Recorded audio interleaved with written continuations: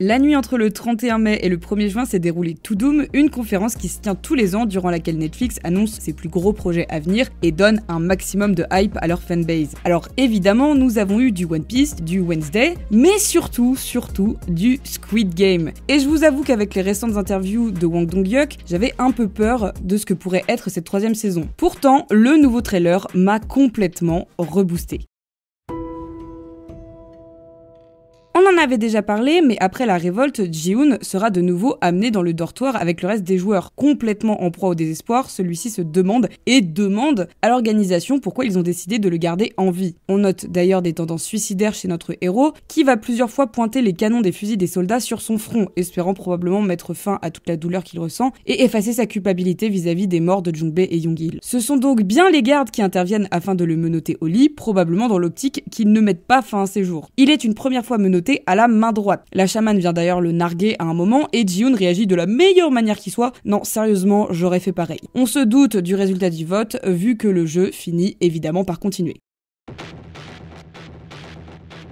Le 4e jeu s'est un peu plus dévoilé dans ce nouveau trailer et on n'était pas loin niveau hypothèse. Les joueurs seront bien divisés en 2 équipes de 29 joueurs chacun, à en croire ce plan, et devront soit trouver une bonne porte le plus rapidement possible, soit voler la clé d'un autre joueur pour espérer trouver une bonne porte également. Nous avions déjà vu qui était dans quelle équipe durant le précédent trailer, mais résumons. Dans l'équipe rouge, nous trouvons 2 bases, Ji-hoon, Geum-ja, Nam-gyu, Jun-hee et Min-soo. Et alors l'équipe des bleus serait composée de Myung-gi, Young-sik, Dae-ho et Yoon-ju. Cependant, différents extraits et photos de tournage vont dans un autre sens. En effet, plus tard dans le labyrinthe, Young-sik, Geum-ja, Myung-gi et Jun-hee portent une autre couleur que le maillot qu'ils ont tiré. La seule photo que l'on a de Young-sik avec un maillot bleu se passe avant le jeu, et les photos et extraits de Myung-gi en rouge se passent durant le jeu. Comme les maillots des joueurs sont brodés, il y a de fortes chances à ce que les 2 duos phares de la série aient demandé à changer leur rôle. D'ailleurs, dans le plan général de début du jeu des bleus, on voit clairement ici Geum-ja. On rappelle que celle-ci possède un couteau caché dans ses cheveux, ce qui la poussera probablement à dire à son fils d'aller dans l'équipe des couteaux, ou lui de lui demander justement parce qu'il sait qu'elle en a un sur elle. Quant à Myung-gi, il est évident qu'il demandera à Jun-hee de faire l'échange, estimant probablement que cela serait plus simple pour elle. Cela vient nous confirmer nos soupçons sur le fait que Myung-gi était potentiellement complètement traumatisé d'avoir dû tuer quelqu'un dans les premiers extraits et photos qu'on avait de lui. Il a bien dû se battre pour récupérer une clé. Dans le labyrinthe, on voit que la chamane continue de guider son culte, bien qu'elle semble se retrouver seule face à une porte close à un moment. Et c'est surtout la joueuse 120 que l'on voit pas mal. Elle semble tenter de protéger des gens et j'ai même l'impression qu'elle se bat contre Young-sik à un moment qui doit simplement tenter de récupérer une clé de son côté. Elle-même trouve une porte qui, selon moi, ne réserve rien de bon. La manière dont la lumière bouge me fait penser à du feu et non à une safe zone. Quant à Young-sik, je pense malheureusement que lui aussi nous quittera durant cette phase de jeu. On aperçoit également Min-soo et Dae-ho qui ont chacun l'air en difficulté, mais ne vous inquiétez pas, on les retrouve tous les deux dans le jeu d'après.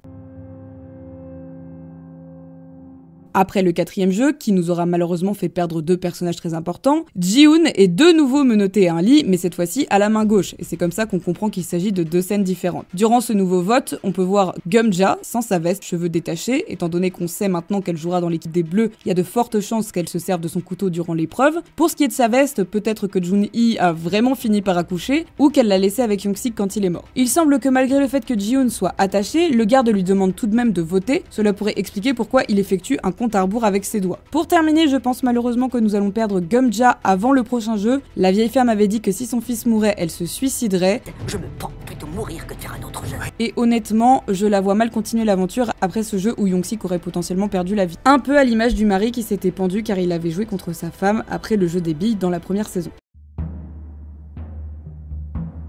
Le 5e jeu nous a été dévoilé. Il s'agit bien d'un jeu traditionnel coréen, se nommant Child Child. Honnêtement, le jeu m'angoisse d'avance. On est sur un mix entre le pont de verre et le tir à la corde. De chaque côté de la salle, on trouve une poupée géante qui tient un bout de la corde à sauter. La corde tourne et évidemment, les joueurs doivent l'éviter sur un tout petit pont. Dans le jeu d'origine, ils doivent également faire des figures au rythme d'une comptine. Un aspect supplémentaire rajouté à la série sont les feux de signalisation. Va savoir si cela voudra dire que le joueur doit s'immobiliser ou si la corde s'arrête de tourner à ce moment-là. Parmi les joueurs survivants, nous voyons donc Min-soo qui a changé son vote depuis, Nam-gyu, Jun-hee, Myung-gi, le joueur numéro 100 et bien sûr Ji-hoon. Je vous parle de Dae-ho juste après. Beaucoup de séquences de pieds dans ce trailer, mais aussi de cadavres. Même si les visages sont floutés, on peut reconnaître les joueurs qui sont potentiellement morts durant cette épreuve. Nous avons Nam-gyu juste ici, la chamane en premier plan et le regretté joueur numéro 100 à l'arrière. On pourrait dire que Min-soo est celui au premier plan ici, mais je voudrais pas m'avancer. Et il y a également la possibilité que ce soit Jun-hee et Myung-hee juste derrière. On le sait, ce jeu va être franchement meurtrier, et pour cause, il ne restera que 4 joueurs à la fin de celui-ci. Et certains semblent assez réfractaires à l'idée d'y participer. Ji-hoon se voit même menacé par un garde, mais on sait qu'il passera grâce à ses différents plans qui le montrent de l'autre côté du pont. Il ne sera d'ailleurs pas le seul. Jun-hee refusera également de participer et Myung-hee tentera de la persuader de continuer.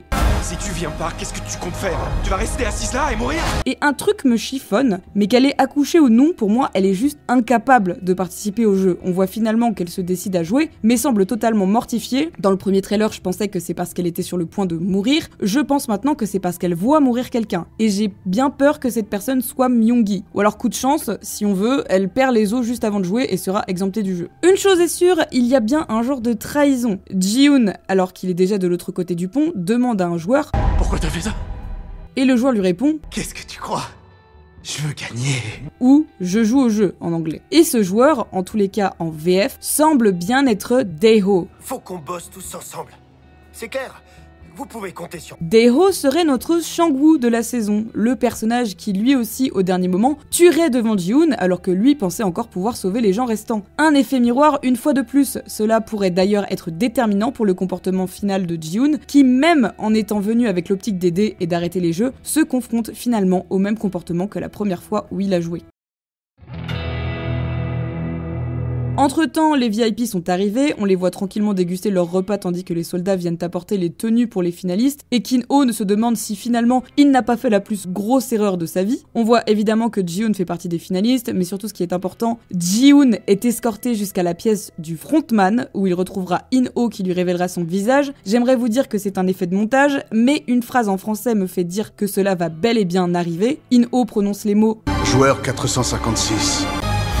As-tu toujours tant foi en l'être humain? Jusqu'à maintenant, In-ho avait toujours vouvoyé Ji-hoon en tant que frontman, ce qui n'est plus le cas ici. Ji-hoon repart ensuite de la pièce, les yeux un peu plus gonflés et en colère comme jamais. Je pense pas qu'il a tué In-ho, mais j'avoue ne pas du tout savoir comment la suite va se passer. On voit les VIP regarder le jeu, la tirelire a aussi été descendue, signe que les jeux sont terminés. À côté de tout ça, très peu de nouvelles images sur Noel ou Jun-ho. On nous confirme bel et bien grâce à une photo que la numéro 11 a bien sauvé le joueur 246. De son côté, Jun-ho a complètement lourdé toute son équipe et semble se balader tranquillement dans tout le complexe à la recherche de Ji-hoon et de son frère. Un coup, on le voit dans la salle des VIP, un coup dans la salle de In-ho également. D'ailleurs, tout le monde semble vouloir sa peau à In-ho puisque Noel aussi s'y retrouve à un moment. Il faut pas oublier que nous aurons également les flashbacks d'In-ho et de pourquoi et comment il est devenu frontman. On nous a gratifié d'une photo de lui en tant que finaliste. Je soupçonne d'ailleurs ce plan d'être une des premières fois où il fut le frontman lorsqu'il avait encore un peu foi en l'humanité et où les jeux le terrifiaient lui aussi. Conclusion, est-ce que ce trailer nous en dévoile beaucoup? Oui. Est-ce que pour autant je pense que la saison 3 est gâchée? Pas du tout. Quand je vois ce qu'ils arrivent à nous faire croire avec tous les effets de montage d'un seul trailer, j'imagine même pas le contenu de la saison en elle-même. J'avoue avoir du mal à identifier les deux autres finalistes à part Ji-hoon et Daeho selon moi, mais j'ai vraiment hâte de voir ce que le final de cette saison va donner et surtout savoir si Ji-hoon va craquer après toutes ces épreuves ou si tout finira bien pour tout le monde dans le meilleur des mondes, même si honnêtement j'en doute.